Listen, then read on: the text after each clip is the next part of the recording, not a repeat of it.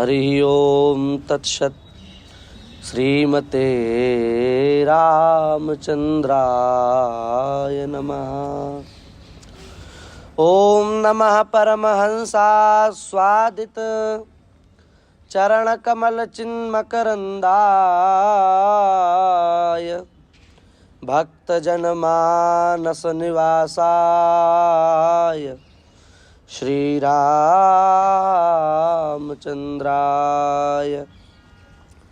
माता रामो मत्पिता रामचंद्रः स्वामी रामो मत्सखा रामचंद्रः सर्वस्वं मे रामचंद्रो दयालुर् नान्यं जाने नैव जाने न जाने। राधा करावचित पल्लव वल्लरी के राधा पदांक विलसन मधुरस्थली के राधा यशो मुखर मत्त खगावली के राधा विहार विपिने रमतां मनो में। श्री वृंदावन बिहारी लाल की जय। श्री राधा रानी सरकार की जय। श्री गिरिराज जी महाराज की जय। श्री यमुना रसरानी की जय। श्री दाऊ जी महाराज की जय।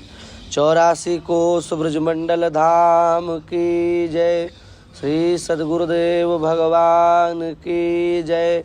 जय जय श्री राधे श्याम।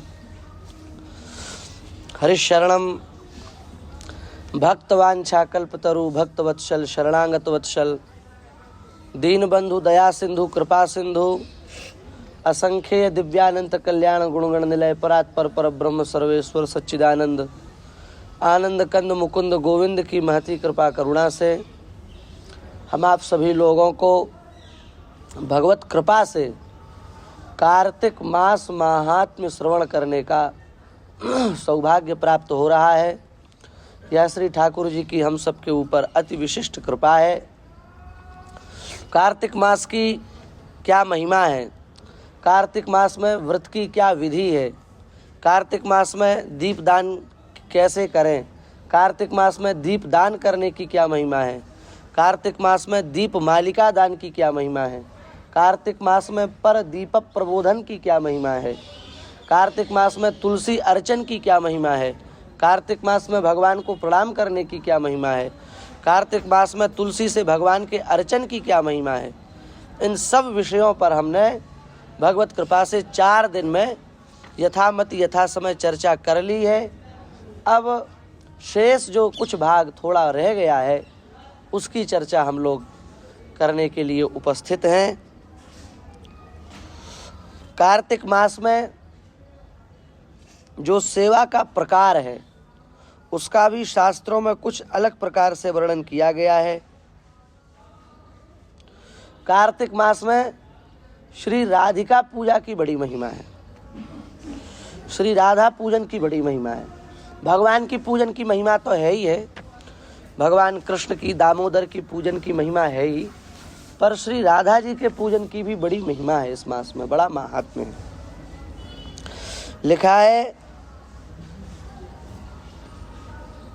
राधिका प्रतिमां विप्राह पूजयेत कार्तिके तु यः तस्य तुष्यति तत्प्रीत्यै श्रीमान दामोदरो हरि। श्री राधा रानी की प्रतिमा का निर्माण करके जो श्री राधा रानी की प्रतिमा का पूजन करता है उसके लिए पद्म पुराण में भगवान व्यास कह रहे हैं तस्य तुष्यति, उससे भगवान प्रसन्न हो जाते हैं। इसका मतलब ये हुआ कि श्री राधा रानी की सेवा से भगवान प्रसन्न हो जाते हैं।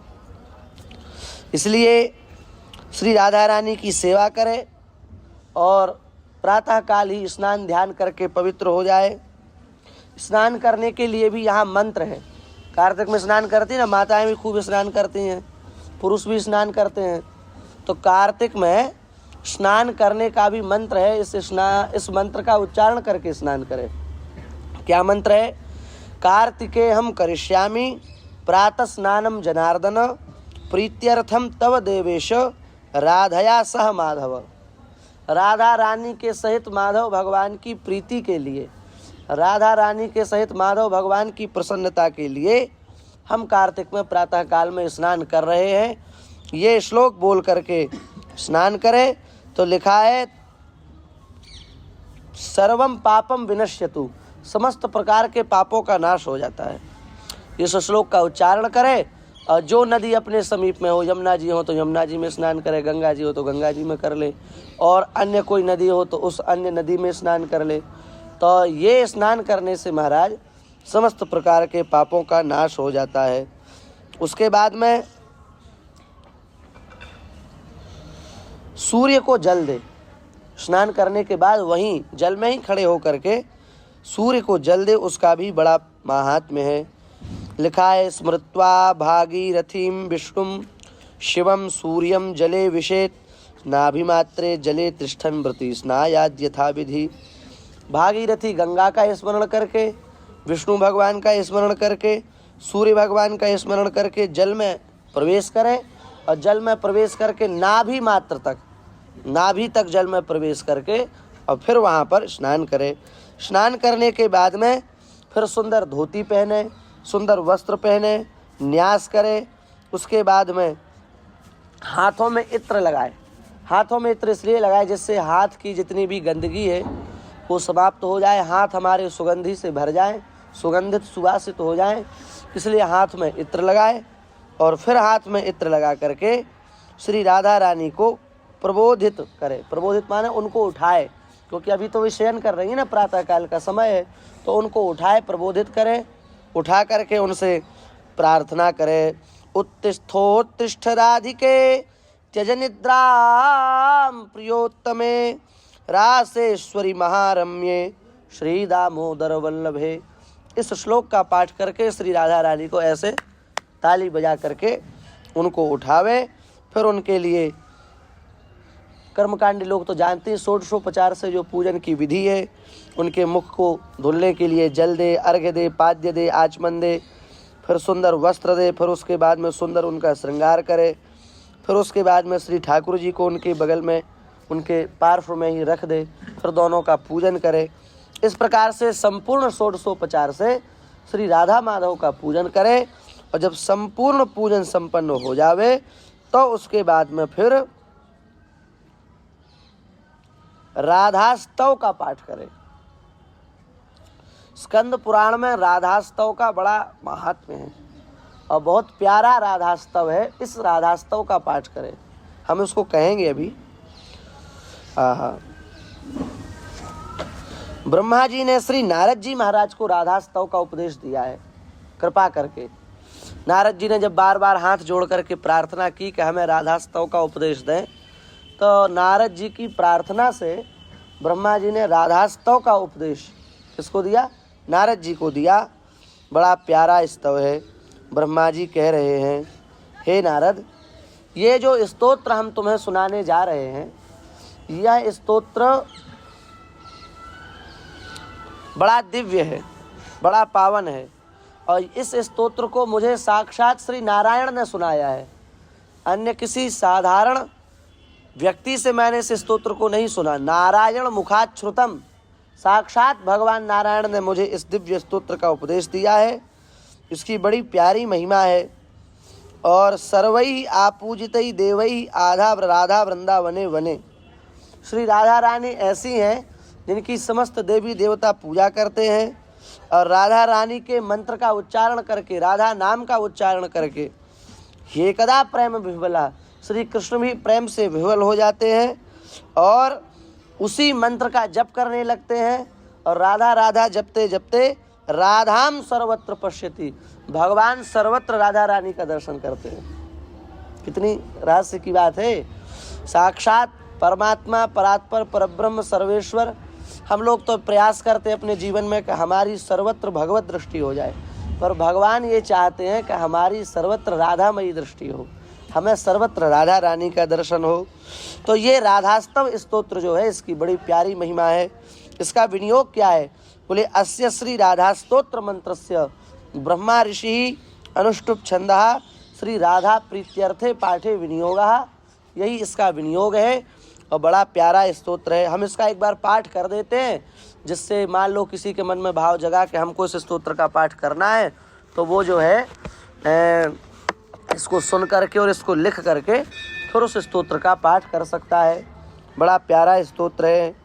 गृहे राधा वने राधा पृष्ठे राधा पुरस्थिता यत्र यत्र स्थिता राधा राधैवाराध्यते मया। जिह्वा राधा स्तुतौ राधा राधा नेत्रे हृदये स्थिता सर्वांगव्यापिनी राधा राधैवाराध्यते मया। पूजा राधा जपे राधा राधिका चाभिवंदने श्रुतौ राधा शिरो राधा राधैवाराध्यते मया। गाने राधा गुणे राधा राधिका भोजने गतौ रात्रौ राधा दिवा राधा राधैवाराध्यते मया। माधुर्ये मधुरा राधा महत्वे राधिका गुरु सौंदर्ये सुंदरी राधा राधैवाराध्यते मया। राधा पद्मा नना पद्मा पद्मोद्भव समुद्भवा पद्मे विवेचिता राधा राधैवाराध्यते मया। राधा कृष्णात्मिका नित्यं कृष्णो राधात्मको ध्रुवं वृंदावनेश्वरी राधा राधैवाराध्यते मया। जिह्वाग्रे राधिका नाम नेत्राग्रे राधिका तनुः कृष्णहार्दपः राधा राधैवाराध्यते मया। कर्णाग्रे राधिका कीर्तिर मनोग्रे राधिका मनुः कृष्ण प्रेममयी राधा राधैवाराध्यते मया। राधा रास सुधा सिंधु राधा सौभाग्य मंजरी कृष्णेन राधा व्रजांगना मुख्या राधैवाराध्यते मया। कृष्णेन पठितं स्तोत्रं श्रीराधा प्रीतये परं यः पठेत् प्रयतो नित्यं राधा कृष्ण प्रियो भवेत्। बोलिए श्री राधा रानी की जय। ये स्तोत्र है महाराज। इसके पाठ करने का फल क्या है? कह रहे हैं राधा कृष्ण प्रियो भवेत्। भगवान श्री राधा कृष्ण का वह प्यारा हो जाता है। श्री राधा कृष्ण उसे बड़ा स्नेह प्रदान करते हैं, प्रेम प्रदान करते हैं। ये बड़ा प्यारा स्तोत्र है। उसके बाद में पायस का भोग लगाएं। कार्तिक में जो व्रत का अनुष्ठान कर रहे हैं वो भगवान को खीर का भोग लगाएं। भगवान को खीर बड़ी प्रिय है, इसलिए लिखा है नैवेद्यम पायसम विष्णु प्रिय खंड्य घृतान्वितम। बढ़िया सुंदर भारतीय वेद लक्षणा देसी गाय के दुग्ध से विनिर्मित सुंदर, उसमें महाराज केसर पड़ी हो, पिसी हुई इलायची पड़ी हो और बढ़िया सुंदर उसमें हल्की मिश्री पड़ी हो और ऊपर से थोड़ा भारतीय वेद लक्षणा देसी गाय का घृत पड़ा हो और महाराज अधोटा दूध की वह सुंदर खीर बने और उस पर तुलसी दल पधराया जाए और उसका भगवान को भोग लगाया जाए। इसकी बड़ी महिमा है कार्तिक में। अलग अलग मासों में अलग अलग वस्तु की महिमा है। दही चूड़े का भी बड़ा महात्म्य है।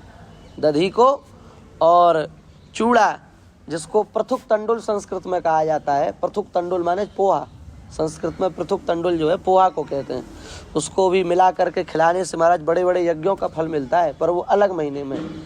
हलवा का भी बड़ा महात्म्य है, हलवा खिलाने का भी, पर वो अलग महीने में है। पर हलवा ऐसा नहीं होना चाहिए, हाँ चुचैमा घी का हलवा होना चाहिए, घी जिसमें से टपक रहा हो, ऐसा हलवा। ऐसे ही पुआ खिलाने की भी बड़ी महिमा है, लेकिन वो भी अलग मास में है। पर वो पुआ ऐसे नहीं होने चाहिए, शत छिद्री अथवा सहस्त्र छिद्री पुआ होने चाहिए। जिस पुए में 100 छेद हो उसको शत छिद्री, जिस पुए में 1000 छेद हो उसको सहस्त्र छिद्री पुआ कहा जाता है। ऐसे महाराज भारतीय वेद लक्षणा देसी गाय के घी में सिके हुए शत छिद्री और बढ़िया मावा के बने हुए शुद्ध खोआ के निर्मित सहस्त्र छिद्री पुआ ब्राह्मणों को दिया जाए तो आहा, साक्षात भगवान प्रसन्न हो जाएं। हम तो ऐसा ही समझते हैं। ऐसे ही कार्तिक मास में खीर की बड़ी महिमा है। पायस का भोग लगाए और उसके बाद में अवशिष्ट भाग जो है उसको स्वयं प्रसाद के रूप में स्वीकार करे। इस प्रकार से ये भोग भगवान को बड़ा प्रिय है। इस भोग से भगवान को प्रसन्न करे। बहुलाष्टमी भी कार्तिक मास में पड़ती है, इसका भी बड़ा महात्म्य है, पर इसके महात्म्य की चर्चा हम उसी समय करेंगे जब बहुलाष्टमी समीप में आएगी। हाँ, एक बात कह देते हैं, कार्तिक में कृष्ण पक्ष की त्रयोदशी तिथि आती है, दीपावली से 2 दिन पहले, जिसको हम लोग धनतेरस कहते हैं, धनतेरस वाली तिथि। उसके लिए पद्म पुराण में भगवान व्यास कह रहे हैं, कार्तिके कृष्ण पक्षे तु त्रयोदश्याम निशामुखे यम दीपम बहिर्दद्यात् अपमृत्युर्विनश्यति। बहुत प्यारा श्लोक है ये, और आप सब लोग इस पर बहुत ध्यान दें। कई लोग ऐसे होते जो अकाल मृत्यु मर जाते हैं, मृत्यु तो आई नहीं, पर ऐसे कोई प्रारब्ध हुए कि अकाल मृत्यु मर गए, गाड़ी से एक्सीडेंट हो गया, नदी में बह गए, पानी में कूद गए, अथवा अन्य प्रकार से अपनी हत्या मृत्यु कर ली, आत्मघात कर लिया। तो उसके लिए भगवान व्यास कह रहे हैं कि धनतेरस के दिन क्या करे, दीपक जलाए, और दीपक जला करके उसको घर के बाहर रखे अपने हाथों से। तो जो ऐसा कार्य करेगा उसकी निजी अकाल मृत्यु नहीं होती। जिसको अकाल मृत्यु का भय है, अथवा अकाल मृत्यु की शंका है, अथवा कुंडली में अकाल मृत्यु का योग है, ऐसा प्राणी धनतेरस के दिन जब शाम हो जाए, शाम के समय में, न दिन हो न रात हो, संध्या वेला में अपने घर के बाहर दीपक रखे, प्रज्वलित करे और मंत्र का उच्चारण करे। कौन सा मंत्र है? कार्तिके कृष्ण पक्षे तु त्रयोदश्याम निशा मुखे। क्या करना है? दीपदान करना है। दीपदान करने का मंत्र क्या है? मंत्र भी आप सब लोग बोलना। क्या मंत्र है? मृत्युना पाशदंडाभ्याम कालश्यामलया सह त्रयोदश्याम दीपदानात् सूर्यजः खलु प्रीयताम।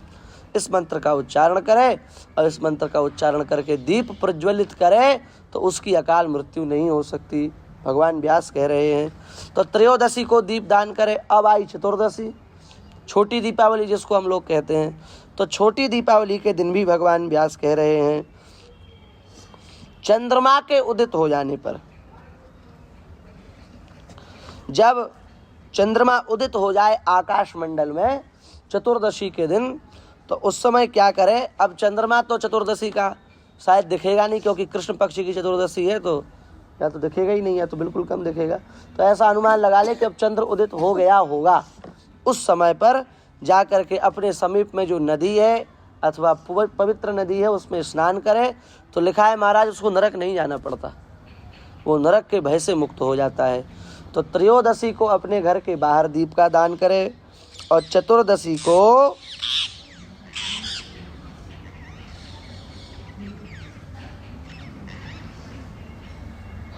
ये करे, क्या करे? किसी पवित्र नदी में स्नान करे। इस प्रकार करने से बड़ा अच्छा रहेगा। और पितरों के लिए रात्रि में चतुर्दशी के दिन दीपदान करना चाहिए। दीपदानम चतुर्दश्याम हरिर्दुर्गार्थमाचरेत शस्त्राद्यैर्निहितानां च पितॄणाम अक्षयम भवेत। पितरों को बड़ा प्रिय है ये। अमावस्या का भी बड़ा महात्म्य है। पंडित जी, अमावस्या मतलब दीपावली के दिन व्रत करने का बड़ा महत्व है। दीपावली के दिन व्रत रहना चाहिए। कैसा व्रत रहना चाहिए? दिन भर तो व्रत रहना चाहिए और फिर रात्रि काल में लक्ष्मी जी की पूजा हो जाने के बाद में फिर अपने समस्त इष्ट मित्रों के साथ में प्रसाद पाना चाहिए। लेकिन पहले दीपावली में पूरे दिन जो है वो खाते रहना नहीं चाहिए कि वो सुबह से बस खाना चालू किया और रात तक खाने में ही जुटे हैं। नहीं, ज़्यादा भोजन नहीं, दिन में व्रत करें और रात्रि में लक्ष्मी पूजन होने के बाद में फिर उसके बाद में अपने व्रत को तोड़ करके लक्ष्मी जी को पवा करके और जो ब्राह्मण हो उनको पवा करके, जो भूखा हो उसको पवा करके फिर नए वस्त्र पहन करके स्वयं पावे। ऐसा शास्त्र में विधान है। हम तो शास्त्र की बात कह देते हैं, अपने मन से तो कुछ कह नहीं रहे हैं। और विशेष जो दीपावली का कृत्य है वो दीपावली से एक दिन पहले ही हम कहेंगे, क्योंकि उसकी उस समय अधिक महिमा है, तो उसी समय उस बात को कहा जाएगा। और दीपावली के दिन व्रत करने वाली बात जो है वो हमने कह ही दी है। और बीच बीच में बड़े बड़े उत्सव हैं। गोवर्धन पूजा का उत्सव है, ये उत्सव है, गोपाष्टमी का उत्सव भी है, अक्षय तृतीया नहीं, नवमी, अक्षय नवमी कार्तिक में ही तो होती है जहाँ तक है। इस प्रकार से बड़े बड़े पर्व हैं अच्छे अच्छे, उन सब की भी यथा समय हम लोग, बहुलाष्टमी है उसकी भी चर्चा, देवोठनी एकादशी है उसकी चर्चा समय समय पर हम लोग करेंगे।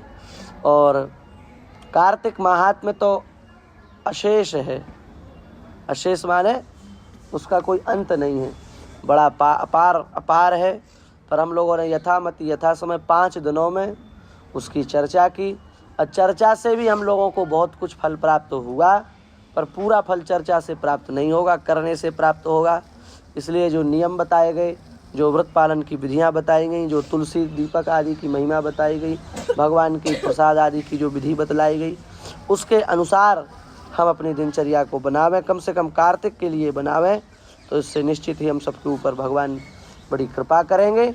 इसी भावना के साथ में पवित्र दामोदर मास के चरणों में प्रणाम करते हुए वे अपनी कृपा से हम सब लोगों से जो करवाना चाहें सो करवा लें, ऐसी उनसे प्रार्थना करते हुए हम अपनी वाणी को विराम देते हैं।